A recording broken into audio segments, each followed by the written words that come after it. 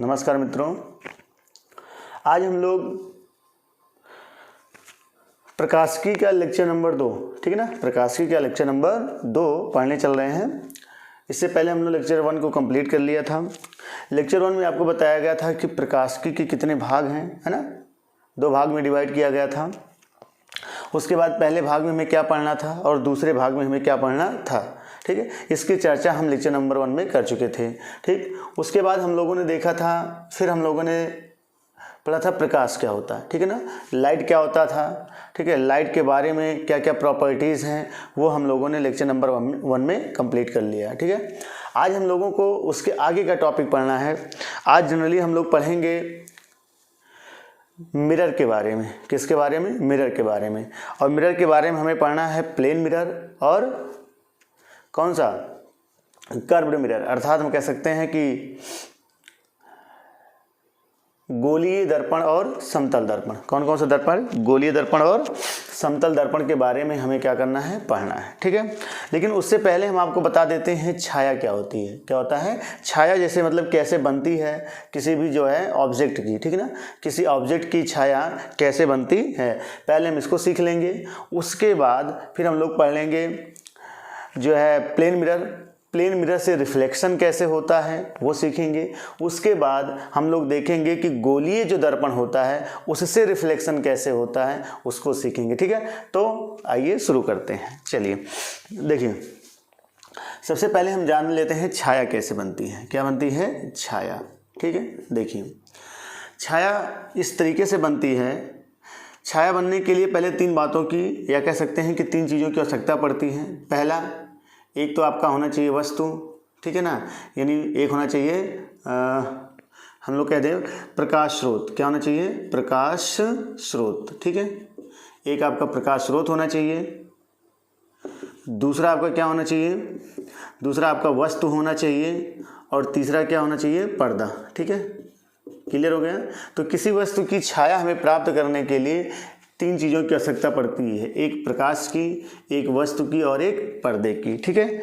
आइए देखते हैं कैसे हम किसी वस्तु का जो है छाया प्राप्त करते हैं। देखिए, अभी तक जो माना गया था, ठीक है, हमने इसमें माना था कि जो प्रकाश होता है वो एक सीधी रेखा में चलता है, कुछ इस तरीके से, ठीक है ना। ये एक सीधी रेखा में ऐसे चलता है प्रकाश, ठीक है। इसी के बेस पर हम लोग छाया बनाएंगे। देखिए, हमने मान लिया कि यहाँ पर ये कोई वस्तु है, ये क्या है? कोई वस्तु है, ठीक है, ये कोई वस्तु है। क्लियर हुआ? इसके सामने यहाँ पर कोई प्रकाश स्रोत है, ठीक है, ये वस्तु हो गई। ये क्या हो गया? प्रकाश स्रोत हो गया, ठीक है। देखो, वैसे भी ध्यान दो, अगर कैमरे आपको दिख रहा होगा तो लाइट इधर लगी है, यानी कि प्रकाश हो गया, हम खड़े हैं, वस्तु हो गया, और हमारा प्रतिबिंब प्राप्त करने के लिए ये समझ लो पर्दा हो गया। तो इस तरीके से छाया प्राप्त हो गई। लेकिन यहाँ पर कैसे हम इसको समझा रहे हैं आपको, देखिए, ये हो गया प्रकाश स्रोत, ये हो गया वस्तु, और ये क्या आपका हो गया? पर्दा, ठीक है। क्या हो गया? पर्दा। अब यहाँ से बहुत सारी प्रकाश की किरणें चलेंगी। देखिए, ऐसे सीधी तो जाएंगी, ऐसे देखिए, यहाँ पर देखिए, इस तरीके से प्रकाश किरणें क्या हो रही हैं? निकल रही हैं। समझ में आ रहा है कि नहीं? ये प्रकाश किरणें यहाँ से, ये प्रकाश स्रोत है, यहाँ से प्रकाश किरणें निकल रही हैं, और सामने कोई ऑब्जेक्ट रखा है, कोई वस्तु रखा गया है, ठीक है। इस तरीके से ऑब्जेक्ट रखा गया। अब इसका इमेज कहाँ पर बनेगा? यहाँ पर बनेगा, ये, ठीक है ना, ठीक है, ये।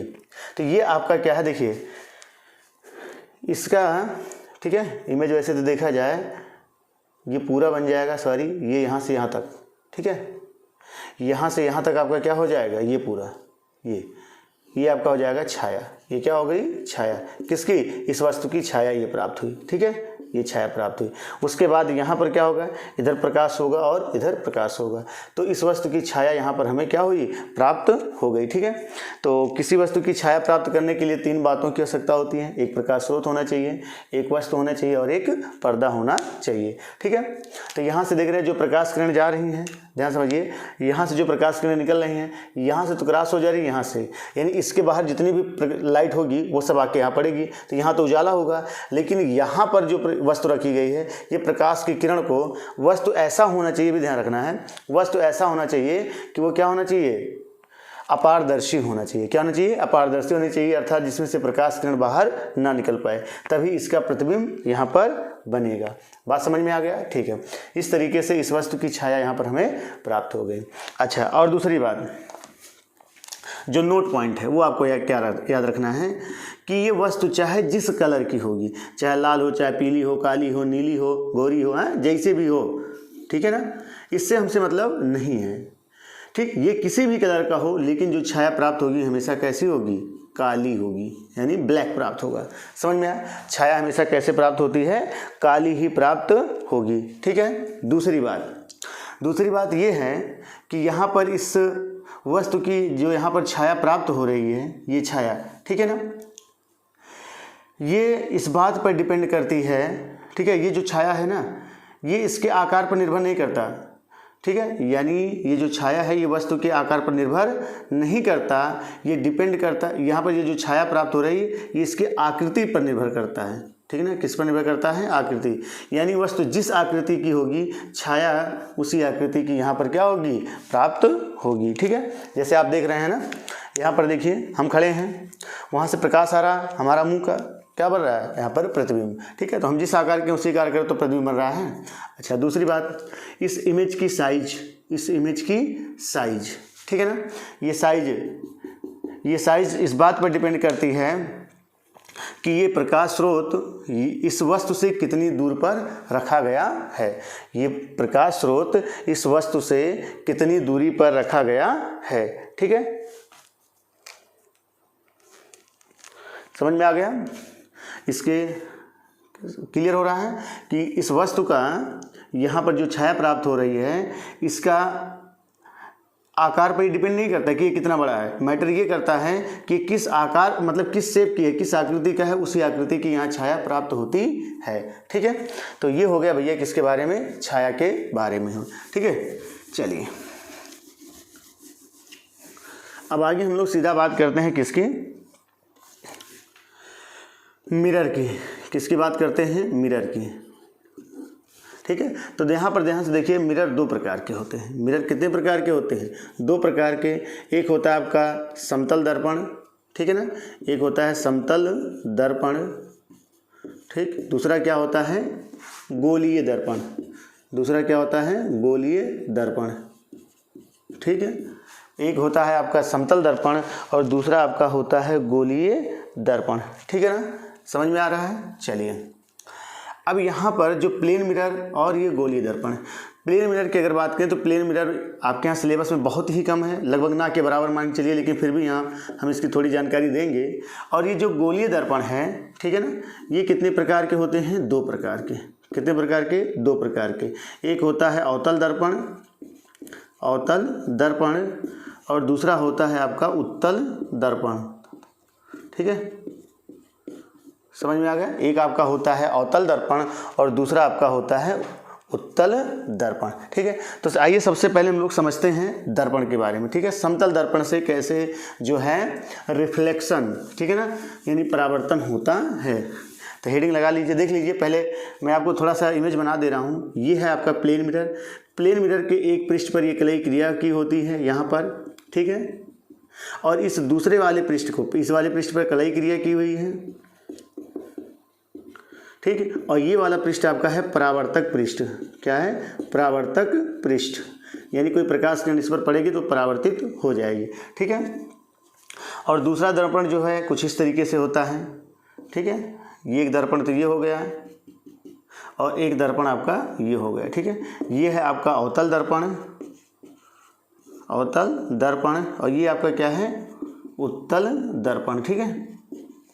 चलिए इसकी चर्चा हम बाद में करेंगे। सबसे पहले हम लोग देखते हैं यहाँ पर प्लेन मिरर के बारे में, ठीक है ना।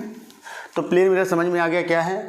प्लेन मिरर में क्या होता है? ऐसे कोई कांच का वो होता है, कह सकते हैं पृष्ठ, ठीक है, सरफेस, उसके एक पृष्ठ पर कलई क्रिया की होती है, तो दूसरे, और अगर एक पृष्ठ पर कलई क्रिया की होती है तो जो दूसरा पृष्ठ होता है वो परावर्तक पृष्ठ बन जाता है, ठीक है। तो इस तरीके से ऐसे दर्पण को हम लोग क्या कहते हैं? समतल दर्पण कहते हैं।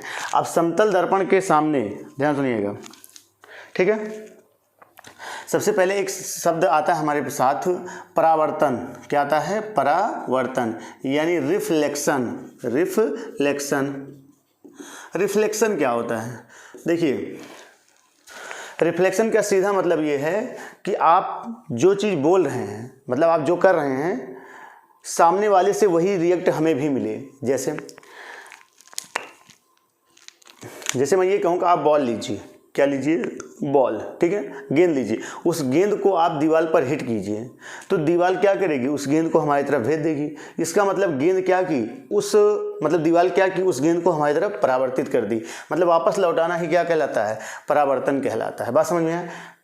अब जैसे हम बोल रहे हैं, ठीक है ना, क्या कर रहे हैं, बोल रहे हैं। अब बोल रहे हैं तो ये हमारी आवाज़ इस दीवार से टकरा रही है, टकराने के बाद क्या हो रही है, वापस लौट रही है। इसे हम कहते हैं ध्वनि परावर्तन। क्या कहते हैं, ध्वनि परावर्तन। इसी तरीके से आता है प्रकाश का परावर्तन। क्या होता है, प्रकाश का परावर्तन। तो प्रकाश का परावर्तन क्या होता है कि प्रकाश, लाइट किसी जो है दर्पण पर, ठीक है, या किसी चिकने पृष्ठ पर पड़ती हैं तो पड़ने के उपरांत टकरा करके क्या होती है, वापस लौट जाती है। तो उसको हम कहते हैं प्रकाश का परावर्तन। ठीक है, उसी को हम क्या कहते हैं, प्रकाश का परावर्तन कहते हैं। ठीक है, चलिए अब हम लोग देखते हैं प्रकाश के परावर्तन में हम समझ लेते हैं पहले थोड़ा सा। ठीक है, देखो परावर्तन क्या होता है। देखिए ये हमने मान लिया कि कोई एक क्या है, पृष्ठ है, यानी एक मान लेते हैं कि, चलो मान लेते हैं समतल दर्पण है। क्या है, समतल दर्पण के। ठीक है, अब यहाँ पर कोई ऑब्जेक्ट है, मान लो यहाँ से कोई प्रकाश किरण इसके पृष्ठ पर आ रही है। ठीक है, तो इसे बोलते हैं आपतित किरण। क्या बोलते हैं, आपतित किरण।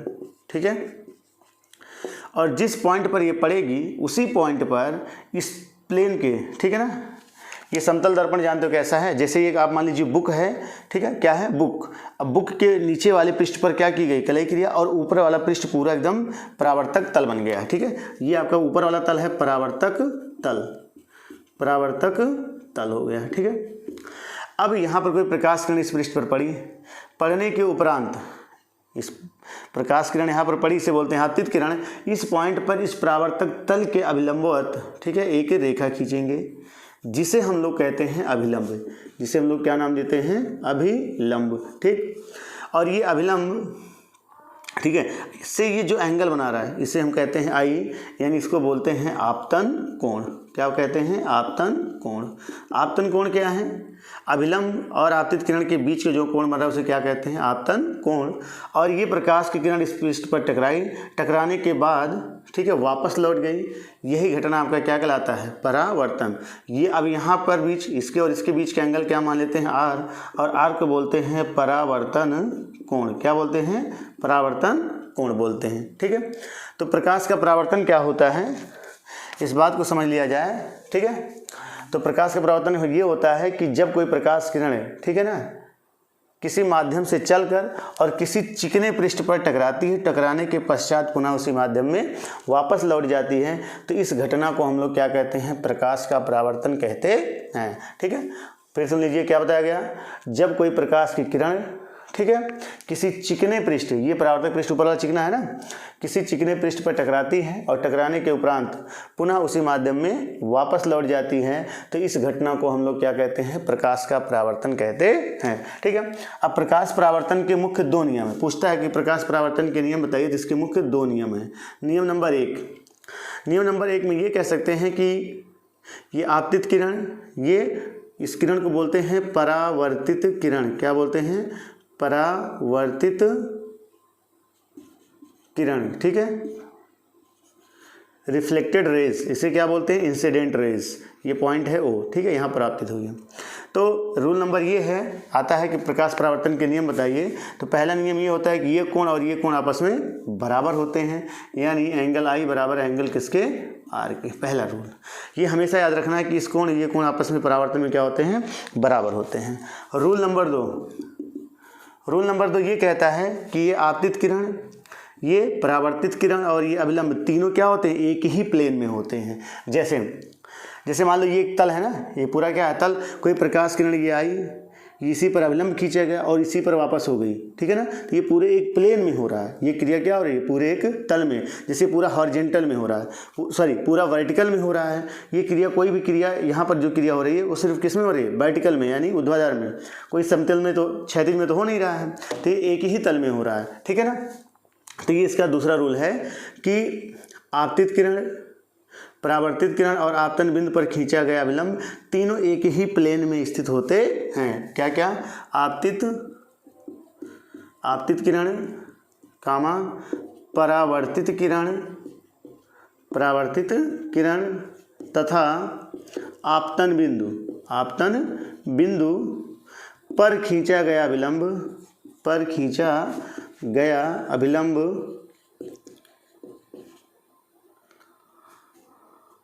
तीनों क्या होते हैं? एक ही तल में स्थित होते हैं।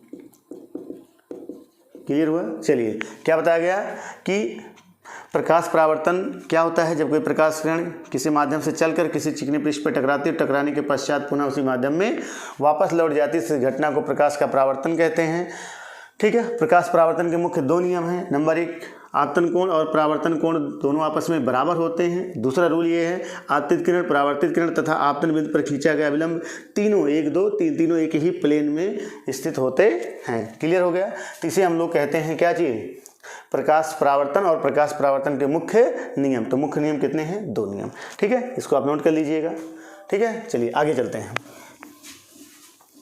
अब परावर्तन में हमको पढ़ना है सबसे पहले। ठीक है, अब परावर्तन जो सीखना है, ध्यान सुनना, लेक्चर नंबर ये तो 2 ही था, ये मिट गया, चलो कोई बात नहीं। अब परावर्तन जो रिफ्लेक्शन पढ़ना है हमें, ठीक है, यानी परावर्तन जो पढ़ना है वो हमें किससे किससे पढ़ना है? एक हमें पढ़ना है प्लेन मिरर से और दूसरा हमें पढ़ना है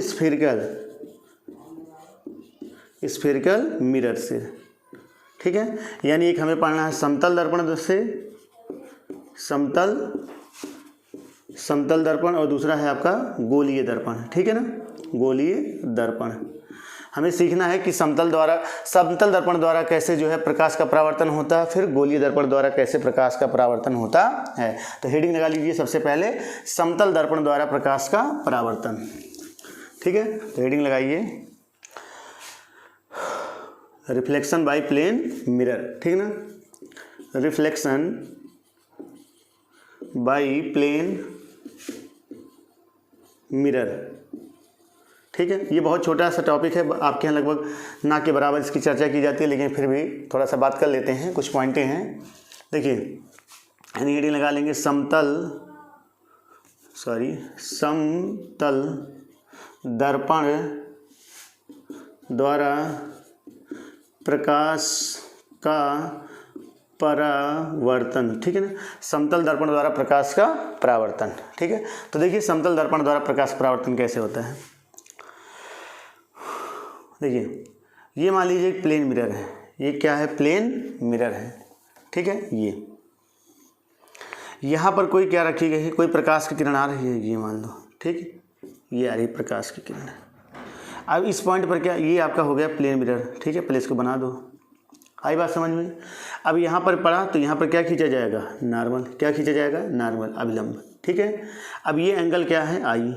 तो जितने ही एंगल पर है ये, उतने ही एंगल पर ये क्या हो जाएगी? परावर्तित हो जाएगी, अर्थात ये कोण क्या होगा? आर। ठीक है ना, तो ये है किसके द्वारा? देख लीजिए, समतल दर्पण के द्वारा प्रकाश का परावर्तन कैसे होता है। ठीक, ये प्रकाश किरण इस पर पड़ी और फिर वापस उसी माध्यम में, ठीक है, और लौट गई। तो इसी को ही हम लोग, ये हम कह सकते हैं, ये आपको बता रहे हैं समतल दर्पण द्वारा प्रकाश का परावर्तन। ठीक है, ऐसे होता है। अब समतल दर्पण द्वारा किसी वस्तु का इमेज कैसे बनता है वो हमें सीखना है। चलिए, समतल दर्पण द्वारा किसी वस्तु, मतलब कोई समतल दर्पण है हमारे सामने, हम उसके सामने खड़े हैं, हमारा इमेज उसमें कैसे बनता है, इस बात को सीखना है। देखो, हमने कहा ये मान लीजिए क्या है? Plane mirror. ठीक, अब यहाँ पर कोई वस्तु है, यहाँ पर क्या है? कोई वस्तु। तो यहाँ से कोई प्रकाश किरण ये चल रही है, ठीक, इस पृष्ठ पर टकराई, तो यहाँ पर क्या खींचा जाएगा? एक अभिलंब। ठीक है, ये कोण क्या होगा? ये कोण हो जाएगा आई। उतने ही एंगल पर ये क्या हो जाएगी? परावर्तित हो जाएगी। ये कोण क्या हो गया? आर। ठीक है, समझ में आ रहा है? अच्छा, अब यहाँ पर, यहाँ से प्रकाश किरण, देखो भाई, इमेज बनाने के लिए कम से कम कितनी किरण होगी? 2। तो एक यहाँ से आपतित कर दो, यहाँ पर क्या खींचा जाएगा? अभिलंब। ये एंगल क्या हो गया? आई। उतने ही एंगल पर ये क्या हो जाएगी? परावर्तित। ये क्या हो गया? आर। अब यहाँ से अगर कोई व्यक्ति इसको देखता है, ठीक है ना, यहाँ से इसको कोई व्यक्ति इसको क्या करता है, देखता है, तो इसको ये वस्तु, ठीक है, इस वस्तु का इमेज इसमें कहाँ पर दिखाई पड़ेगा, इसको आप देखो पीछे बढ़ाओगे, यहाँ पर देखो, यहाँ पर काट रहा है, ठीक है ना, यानी इस व्यक्ति को इस वस्तु का प्रतिबिंब हमें यहाँ पर दिखाई पड़ेगा। अगर ये d दूरी पर है तो इमेज के पीछे नहीं होता, इसमें ध्यान रखना, इमेज के सॉरी मिरर के इसमें पीछे प्रतिबिंब नहीं बनता, मिरर के अंदर बनता है, यानी ये भी कितनी दूरी पर बनेगा, d दूरी पर बनेगा, यानी इस व्यक्ति को, ठीक है, इसका प्रतिबिंब यहाँ पर दिखाई पड़ेगा, यहाँ पर। बात समझ में आ गया? तो नोट कर लीजिए कि किसी भी जो है समतल दर्पण में, किसी भी समतल दर्पण में किसी वस्तु का प्रतिबिंब कैसे बनता है, नोट कर लीजिए इसको, ठीक है। चलिए नोट कर लिए होंगे। अब हम लोग देखते हैं, सीखते हैं किसके द्वारा, गोलीय दर्पण द्वारा, ठीक है ना, प्रकाश का परावर्तन। तो गोलीय दर्पण द्वारा प्रकाश का परावर्तन पढ़ने से पहले हम गोलीय दर्पण की चर्चा कर लेते हैं, ठीक है ना। तो हेडिंग लगा लीजिए, गोलीय दर्पण, स्फेरिकल मिरर, स्फेरिकल मिरर, ठीक, गोलीय दर्पण, ठीक, चेक कर लें आ रहा है कि नहीं।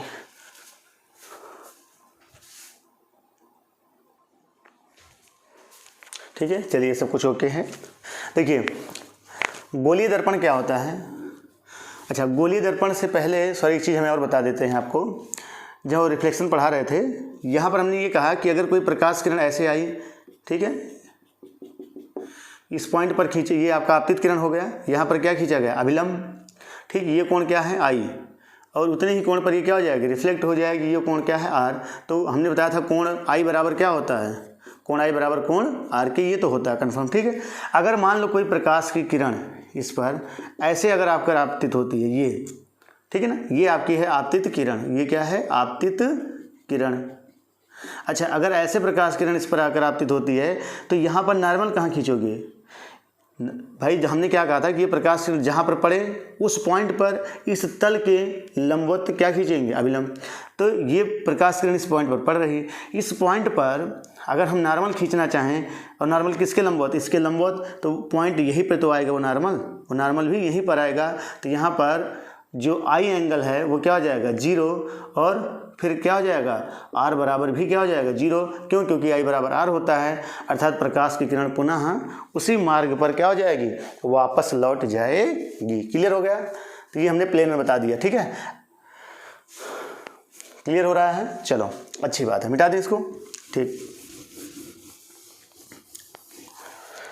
चलिए, इसको पढ़ने से पहले अगर मैं आपसे एक क्वेश्चन पूछूं, क्वेश्चन क्या है, क्वेश्चन ये है कि मान लो कोई प्रकाश किरण ये है इस तरीके से, ठीक है,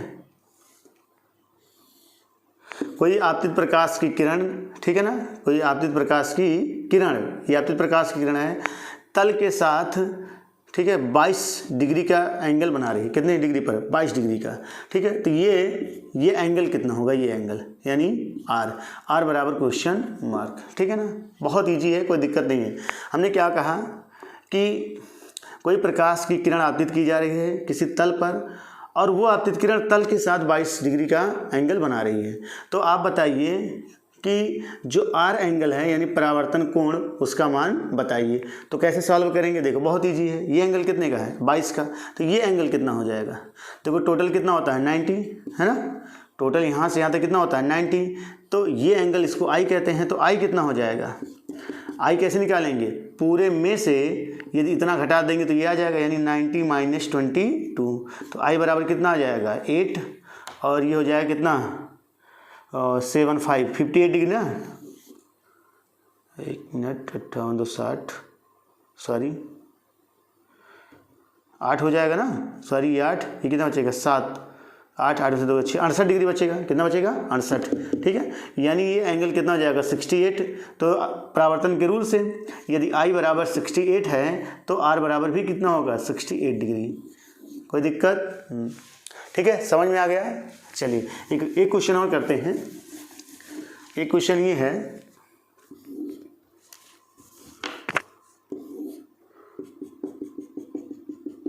ठीक है, ये कोई प्रकाश की किरण इस पर आपतित हो रही है, तो इस पॉइंट पर क्या खींचा जाएगा, नॉर्मल।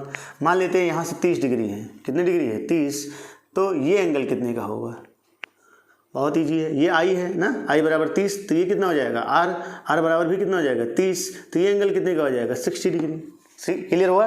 तो अब कहीं से भी आपको एंगल दे और पूछ ले तो आप ऐसे निकाल सकते हैं, ठीक है। चलिए अब हम लोग पढ़ते हैं गोलीय दर्पण। देखिए गोलीय दर्पण क्या होता है, गोलीय दर्पण एक विशेष प्रकार का वक्र दर्पण है, ठीक है ना।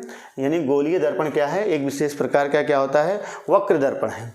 और ये क्या होता है, किसी खोखले, ठीक है ना, ऐसे कोई खोखला स्फेयर हो, गोला हो कांच का ऐसे, ठीक है, समझ में आ रहा है ना। हमने क्या कहा कि गोलीय दर्पण एक, ठीक ना, वक्र दर्पण होता है। गोलीय दर्पण क्या होता है, एक वक्र, विशेष प्रकार का वक्र दर्पण होता है, ठीक है ना। चलिए क्लियर हुआ। अब ये बनाया कैसे जाता है गोलीय दर्पण, एक खोखला गोला हो, ठीक, उस गोले को आप क्या कर दीजिए, काट दीजिए, क्या कर दीजिए, काट दीजिए ऐसे, ठीक है। अगर काट देंगे इस खोखले गोले को तो, ठीक है, कांच का है ये, ध्यान रखना है, कांच का कोई खोखला गोला है, इसको बीच से काट दीजिए, तो ये हमें दो भाग प्राप्त होगा। देखो एक भाग तो ये प्राप्त हो जाएगा, सॉरी इस तरीके से, देखो इसको हम यहाँ बनाते हैं, उसके बाद काट के आपको दिखाते हैं। देखिए ये हो गया कोई कांच का गोला, ठीक है, इसको आप बीच से ऐसे काट दीजिए, काटेंगे तो आपको दो पृष्ठ मिलेगा। देखिए एक पृष्ठ तो ये हो जाएगा, ठीक है ना, दूसरा पृष्ठ आपका ये हो जाएगा, मिला। इस तरीके से कितने पृष्ठ मिलेंगे, दो पृष्ठ। ओहो,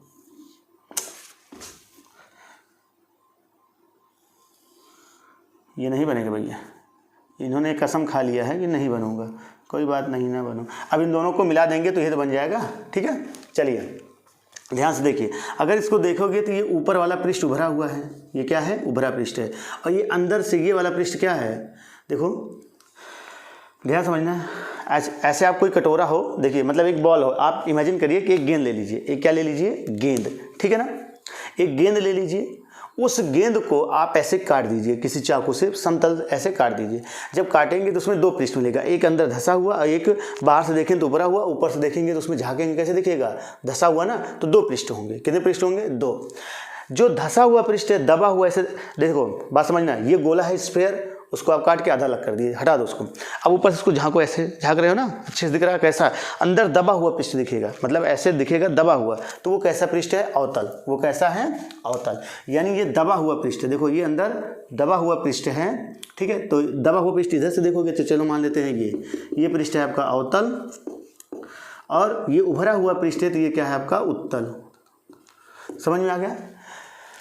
तो किसी गोले को आप काटेंगे ना, काटेंगे किसी गोले को, तो एक पृष्ठ दबा हुआ, इधर से देखेंगे, मतलब जैसे काट दिया, काटने के बाद सामने से देखेंगे तो धंसा हुआ, और इधर से देखेंगे तो कैसा दिखेगा, उभरा हुआ दिखेगा। इधर से देखेंगे ये पृष्ठ उभरा हुआ दिखेगा, तो इसे बोलेंगे हम लोग उत्तल पृष्ठ, और दबा हुआ पृष्ठ दिखेगा तो हम उसे कहेंगे कौन सा, अवतल पृष्ठ। तो अवतल और उत्तल तो समझ में आ गया, दबा हुआ पृष्ठ अवतल, उभरा हुआ पृष्ठ उत्तल, ठीक है ना। तो इस तरीके से उसको हम शॉर्ट फॉर्म में ऐसे बनाते हैं, देखो ये, ठीक है ना। बार बार हम कटोरा नहीं बनाएंगे, उसको आप देखोगे सामने से तो ऐसे दिखेगा, ठीक है। इसको देखोगे इस तरीके से दिखेगा। जब कलई क्रिया, ध्यान समझना, दर्पण दो प्रकार के, ठीक है, कौन कौन से अब बताते हैं आपको, ठीक है। हमने काट दिया ना गोले को, इस तरीके से मिला। जब कलई क्रिया इसके उभरे हुए पृष्ठ पर किया जाए, ठीक है, समझ में आए, उभरे हुए पृष्ठ पर, और ये वाला पृष्ठ पर कलई क्रिया कर दी गई, और इस वाले पृष्ठ को परावर्तक बना दिया गया। क्या बना दिया गया, परावर्तक पृष्ठ। तो ऐसे दर्पण को हम लोग कहते हैं अवतल दर्पण। क्या नाम देते हैं, अवतल दर्पण, ठीक है। और जब कलई क्रिया इसके दबे हुए पृष्ठ पर अंदर की तरफ ऐसे किया गया हो, ठीक है, और ये बाहर वाला पृष्ठ, उभरा वाला पृष्ठ क्या हो, परावर्तक तल हो, परावर्तक तल, तो ऐसे दर्पण को हम लोग क्या नाम देते हैं, उत्तल दर्पण, ठीक है, दिख रहा होगा, उत्तल दर्पण, ठीक है। तो इस तरीके से हमारे पास जो मिरर हैं, मिरर के दो टाइप होते हैं, ठीक है ना। इस मिरर के गोलीय दर्पण के कितने, या गोलीय दर्पण को कितने भाग में डिवाइड किया गया, दो, ठीक है। कितने भाग में, दो। एक है आपका पहला अवतल दर्पण, अवतल दर्पण, जिसको हम लोग कहते हैं कॉनकेव मिरर, और दूसरा हमारे पास ये है आपका अवतल उत्तल दर्पण, जिसको हम लोग कहते हैं कॉन्वेक्स मिरर। ठीक है, तो इस तरीके से दर्पण कितने प्रकार के होते हैं? 2 प्रकार के, एक उत्तल दर्पण और एक अवतल दर्पण। डिफिनीशन कैसे देंगे? डिफिनीशन बहुत ईजी है, ऐसे सुन लीजिए, वह दर्पण जिसमें कलई क्रिया उभरे हुए पृष्ठ पर, है ना, तथा परावर्तन कहाँ से होता है? इस दबे वाले पृष्ठ से होता है, ऐसे दर्पण को हम कहते हैं अवतल दर्पण। और वह दर्पण जिसमें कलई क्रिया दबे हुए पृष्ठ पर और परावर्तन कहाँ से होता है? उभरे हुए पृष्ठ से होता है, ऐसे दर्पण को हम लोग क्या नाम देते हैं? बताइए, उत्तल दर्पण। ठीक है, क्लियर हो गया? तो इस तरीके से दर्पण 2 प्रकार के हो गए, उत्तल दर्पण और अवतल दर्पण, यानी गोलीय दर्पण को 2 भाग में डिवाइड किया गया। अब आइए एक एक की हम लोग चर्चा करते हैं। एक एक की चर्चा, क्या चर्चा तो हो ही गई, अब हम लोग सीखते हैं, ठीक है ना, गोलीय दर्पण से संबंधित मुख्य परिभाषाएं। गोलीय दर्पण से संबंधित मुख्य परिभाषाएं। ठीक, चलिए सबसे पहले देखिए, दोनों दर्पण को हम बना लेते हैं। ठीक है, उसके बाद मैं आपको बताता हूँ। ये हो गया, ये हो गया। ठीक है, यहाँ पर कलई क्रिया कहाँ है? उभरे हुए पृष्ठ से।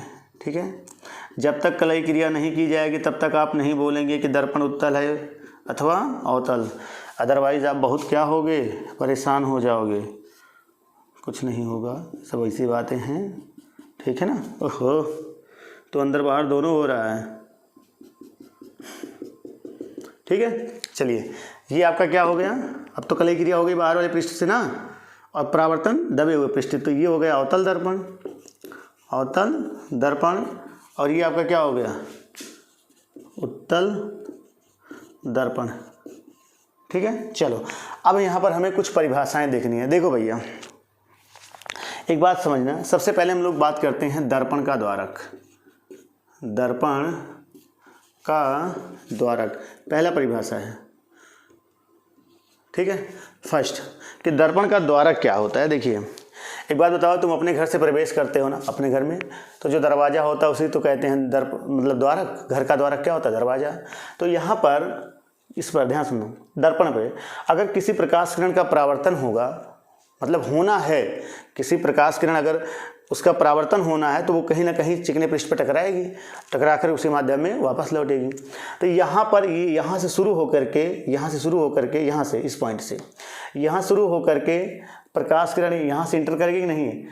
बताइए, केवल देखिए ध्यान समझना, अगर मैं कहूँ ये पॉइंट और ये पॉइंट, इतने भाग से यदि प्रकाश किरण जाती है तो परावर्तन होगा। अगर इसके ऊपर से जाएगी तो भैया निकल जाओ, अनटच, कोई मतलब ही नहीं है इनका। है, देखो, अगर प्रकाश की किरण यहाँ से आपतित करोगे या यहाँ से आपतित करोगे तो क्या इस पर पड़ेगी? नहीं पड़ेगी, बिल्कुल नहीं। तो प्रकाश की किरण कहीं ना कहीं यहाँ से ले करके यहाँ तक, इन्हीं के बीच में डालोगे तभी तो इस पर जाएगी। बोलो, जाएगी कि नहीं जाएगी? चलो ठीक है, ये तो यहाँ से लेकर के यहाँ तक इसको हम कहते हैं M1 और इसको क्या कहते हैं? M2। यहाँ पर इसको हम कहते हैं M1 और इसको क्या कहते हैं? M2। तो कहीं ना कहीं ये M1 और M2 दर्पण के क्या कहलाते हैं? द्वारक कहलाते हैं। ठीक है, तो द्वारक क्या होता है किसी दर्पण का? वही है जहाँ से प्रकाश प्रवेश करता है उस दर्पण के लिए। ठीक है ना, उसी को हम लोग क्या कहते हैं? दर्पण का द्वारक कहते हैं। चलिए अगला दूसरा पॉइंट क्या है? दर्पण का द्वारक हो गया। ठीक है, पॉइंट नंबर 2, दर्पण का ध्रुव। दर्पण का ध्रुव क्या होता है? कुछ नहीं, देखो ये भी बहुत ईजी सा, ये दर्पण है ना, इसका जो मिड पॉइंट है, ये सेंटर, इस दर्पण का जो मिड पॉइंट है P, इसे बोलते हैं दर्पण का ध्रुव। ठीक है ना, तो ऐसे परिभाषा दे सकते हैं कि किसी भी दर्पण के मध्य बिंदु को, है ना, मिड पॉइंट ये है, क्या कहते हैं? दर्पण का ध्रुव कहते हैं, इसको इंग्लिश में कहते हैं पोल। ठीक है, इसलिए इसको हम किससे प्रदर्शित करते हैं? P से। तो बहुत ईजी परिभाषा है कि किसी दर्पण के मध्य बिंदु को दर्पण का क्या कहते हैं? ध्रुव कहते हैं। तीसरा पॉइंट हम बात कर लेते हैं वक्रता केंद्र। ठीक है ना, वक्रता केंद्र। ठीक, वक्रता केंद्र क्या होता है? देखिए, कहीं ना कहीं हमने ये कहा कि जो गोला मतलब जो स्फीयर है, चाहे वो अवतल हो, जो मिरर है हमारे पास, चाहे वो अवतल दर्पण हो चाहे उत्तल दर्पण हो, दोनों कहीं ना कहीं किसी गोले से तो काटे गए होंगे, ठीक है। अगर वो गोले से काटे गए होंगे तो उस गोले का जो सेंटर रहा है ना, जो, फिर सुन लीजिए हमने क्या कहा, चाहे उत्तल दर्पण हो और चाहे अवतल दर्पण हो, ये क्या होते हैं, एक कटे हुए गोले का एक भाग होते हैं। ऐसे कोई गोला है उसको काट दीजिए, उसके बाद बाहर वाले पृष्ठ पर क्रिया कर देंगे, कलई क्रिया, तो अंदर वाला परावर्तक यानी वो बन जाएगा अवतल। अगर काट करके आधा अलग कर दिए, अगर हम अंदर वाले पर कलई क्रिया कर दिए तो बाहर वाला कैसा हो जाएगा, बाहर वाला परावर्तक तल हो जाएगा, वो दर्पण हो जाएगा उत्तल, ठीक है। तो कहीं ना कहीं ये जो दर्पण होता है, चाहे अवतल हो चाहे उत्तल, वो एक कटे हुए गोले का क्या होता है, भाग होता है, और उसका जो सेंटर होता है, केंद्र, उसी को हम लोग क्या कहते हैं, दर्पण का वक्रता केंद्र कहते हैं। अगर देखें तो इसको ऐसे पूरा तो करेंगे ना, यहाँ पर अगर इसको हम पूरा करें तो इसका जो सेंटर होगा ये पॉइंट, ठीक है, सी, यहाँ पर ये पॉइंट क्या हो गया, सी, इसी को हम लोग क्या कहते हैं, दर्पण का वक्रता केंद्र। इसको रिप्रेजेंट करते हैं किससे, सी से। क्लियर हो रहा है, इसको किससे प्रदर्शित करते हैं, सी से। दर्पण के वक्रता केंद्र को किससे प्रदर्शित करते हैं, सी से, ठीक है। चलिए, अच्छा, एक बात और नोट कर लीजिएगा, पीछे जो याद आता है थोड़ा लेट याद आता है, इसको पहले याद आना चाहिए। क्या है, जो हम प्लेन मिरर पढ़ा रहे थे, प्लेन मिरर, ठीक है। देखो यहाँ पर, यहाँ से इस पॉइंट से पी से यहाँ तक कुछ डिस्टेंस होगा, यहाँ से यहाँ तक कुछ डिस्टेंस होगा, इसको नीचे कर दो, ये, ठीक है, कुछ डिस्टेंस है, ये कहीं ना कहीं त्रिज्या है कि नहीं, इसको हम आर, इसको क्या कहते हैं, आर, ठीक है। अगला पॉइंट चौथा हम पहले बात कर ले, फिर इसको बताएंगे, ठीक है ना, प्लेन मिरर वाला। चौथे पॉइंट की बात कर ले, वक्रता त्रिज्या, वक्रता त्रिज्या। तो वक्रता त्रिज्या क्या होता है, किसी भी दर्पण, है ना, किसी भी दर्पण, चाहे वो अवतल दर्पण हो चाहे उत्तल, उसके केंद्र से ये ध्रुव के बीच की जो दूरी होती है, इसको आर से प्रदर्शित करते हैं, और यही आर ही होता है वक्रता त्रिज्या। समझ में आ गया, बहुत ईजी है। किसी भी दर्पण के केंद्र और ध्रुव के बीच की दूरी को वक्रता त्रिज्या कहते हैं। इसको किससे प्रदर्शित करते हैं, कैपिटल आर से। किससे प्रदर्शित करते हैं, कैपिटल आर से, ठीक है। चलिए, अब यहीं पर हम बात करें, अगर मैं आपसे पूछूं, जो प्लेन मिरर है, ये समतल दर्पण, इसकी वक्रता त्रिज्या कितनी होगी, ये तो कहीं कर्व ही नहीं है, इसको आप चाहे जहाँ आगे बढ़ाते जाओगे कहीं मिलेगा ही नहीं, है ना। तो ये माना जाता है कि इसका जो वक्रता त्रिज्या है समतल दर्पण का, प्लेन मिरर का जो रेडियस है वो इन्फिनिटी होता है। कितना होता है, इन्फिनिटी। और इसकी फोकस दूरी भी कितनी होती है, इन्फिनिटी होती है, यानी अनंत होता है, ठीक है। इस बात को आप नोट कर लीजिएगा कि समतल दर्पण की वक्रता त्रिज्या और फोकस दूरी दोनों क्या होती है, अनंत होती है, ठीक है। चलिए, यहाँ तक नोट हो गया, ओके। अब अगला पॉइंट बात करते हैं, पांचवा, ठीक है। ओहो, मिटा दिए, चलो कोई बात नहीं। Point number fifth, point number fifth, अगली आती है फोकस बिंदु। क्या आता है, फोकस बिंदु, ठीक है। फोकस बिंदु क्या होता है, देखिए, ये आपका दर्पण है, ये कौन सा दर्पण है, अवतल, दोनों में बता रहे हैं, देखिएगा दोनों में, ठीक। ये आपका कैसा दर्पण है, उत्तल, ठीक है। एक बात और ध्यान रखना, कोई भी प्रकाश की किरण जब कहेगा समांतर, ठीक है। पॉइंट नंबर क्या हो गया, 5 5 5 5 5, नो सर, पहले 5 में एक और बता दीजिए, क्या, मुख्य अक्ष, इसको तो आप भुला ही गए।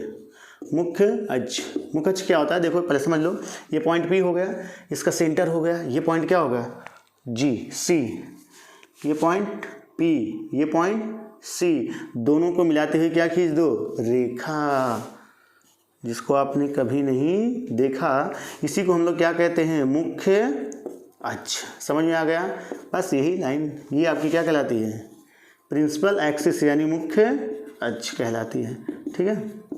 क्लियर हो गया। चलिए, अब मुख्य अक्ष के बाद अगला पॉइंट आता है, पॉइंट नंबर 6, जो कि हम बात करने चल रहे हैं, फोकस बिंदु। क्या होता है, फोकस बिंदु, देखिए, ठीक है, यहाँ नहीं लगाएंगे, इसको और कहीं लिख लीजिएगा। पॉइंट नंबर 6 है फोकस बिंदु।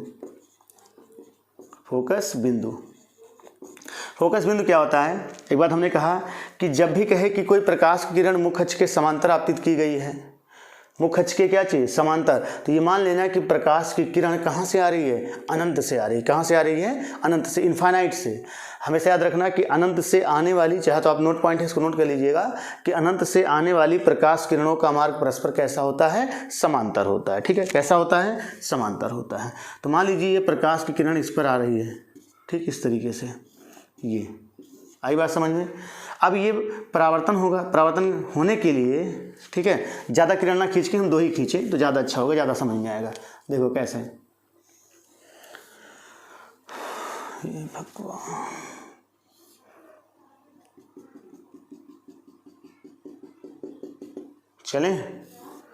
चलिए P ये पॉइंट क्या हो गया C, यहाँ से 2 प्रकाश किरण, बस 2 ही करना, ठीक है हम 2 और हमारे 2।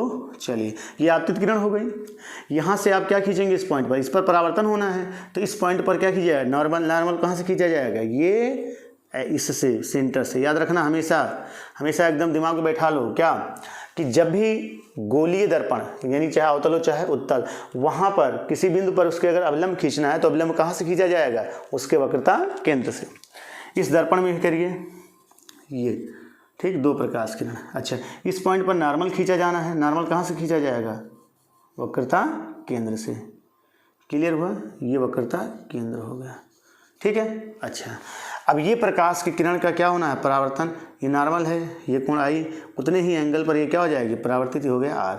ये एंगल क्या है I, उतने ही एंगल पर ये क्या होना है, परावर्तित होना है। ये एंगल क्या हो गया, जी सर जी, मनमानी बिल्कुल ठीक। चलिए ये एंगल क्या हो गया, ये R, ठीक है ये एंगल हो गया R। अब ये दोनों जिस पॉइंट पर मीट करती हैं, ठीक है ये पॉइंट F, यहाँ पर देखिए यहाँ पर इसका परावर्तन हो गया, इस पर यहाँ पर इसका क्या हो गया, परावर्तन। इन दोनों पॉइंटों को यदि पीछे बढ़ाएं, यहाँ पर क्या हो रही है, मिलती हुई प्रतीत हो रही है, ठीक है ना। तो इसी बिंदु को ही हम लोग क्या नाम देते हैं, फोकस बिंदु, ठीक है ना। इस पॉइंट को हम लोग क्या नाम देते हैं, फोकस बिंदु। तो कहने का मतलब क्या है कि जब किसी भी दर्पण पर, चाहे वो अवतल हो चाहे उत्तल हो, उस पर मुख्य अक्ष के समांतर जब प्रकाश की किरण आपतित की जाती है तो परावर्तन के पश्चात जिस बिंदु पर मिलती हैं या मिलती हुई क्या हो रही हैं, या उस बिंदु से आती हुई, देखो ऐसा लग रहा है कि प्रकाश किरण यहाँ से आ रही है, यानी इस बिंदु से आती हुई प्रतीत होती हैं, तो उस बिंदु को ही हम लोग क्या नाम देते हैं, बताइए, फोकस बिंदु कहते हैं, ठीक है ना। क्या कहते हैं, फोकस बिंदु कहते हैं, ठीक है। अगली बात लगे हाथ, इसको भी हम जान लेते हैं। 7 फोकस दूरी, ठीक है क्या जानते हैं, फोकस दूरी। तो फोकस दूरी क्या है, ये देखिए ध्रुव और ये फोकस बिंदु, इनके बीच की जो डिस्टेंस होता है ना, यहाँ ये P और ये F, इनके बीच की दूरी को हम लोग क्या कहते हैं, फोकस दूरी कहते हैं। तो दर्पण में है क्या कि दर्पण का ध्रुव और फोकस, इनके बीच की दूरी को हम लोग कहते हैं फोकस दूरी, और इसको प्रदर्शित करते हैं किससे, F से। किससे प्रदर्शित करते हैं, F से, ठीक है। फोकस दूरी समझ में आ गया। फोकस दूरी क्या है, ध्रुव और फोकस बिंदु के बीच की दूरी को फोकस दूरी कहते हैं। इसको F से प्रदर्शित करते हैं। आगे एक फार्मूला आता है F बराबर R/2, ठीक है। इसका प्रूफ हम लोग देखेंगे, यानी जो फोकस दूरी है वो वक्रता त्रिज्या की आधी होती है, ठीक है। तो चलिए इस लेक्चर को यहीं पर समाप्त करते हैं, क्योंकि लेक्चर बहुत लंबा हो जाएगा, बच्चे पढ़ते नहीं हैं, उनको लगता है कि बहुत ज़्यादा लंबा लेक्चर है तो उसको देखते ही नहीं है, ठीक है। तो इसलिए लेक्चर को यहीं पर समाप्त किया जाता है।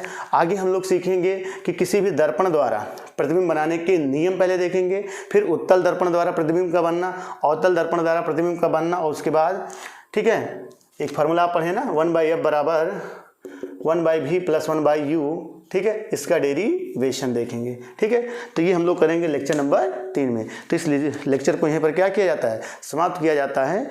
धन्यवाद।